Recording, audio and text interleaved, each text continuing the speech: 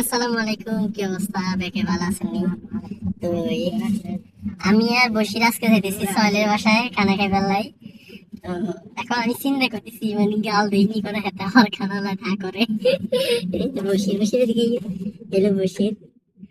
বসির, কথা কও। কথা কছে তো তো তোরা খুলছা?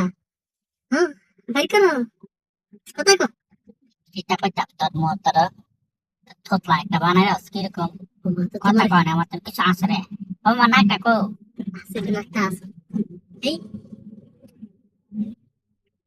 হ্যাঁ রে তোর তো ধরা যাবে না কি করলি রে আমি কই যাবে দেখো। চল বরবাদ তো গাল রেখা ছোট করে তোর গাল দিচ্ছে নর্মাল ইচ্ছে না করবে। খিসি রেখছো গা, হ্যাঁ এবারে ঠিক আছে, করো। আইয়ো,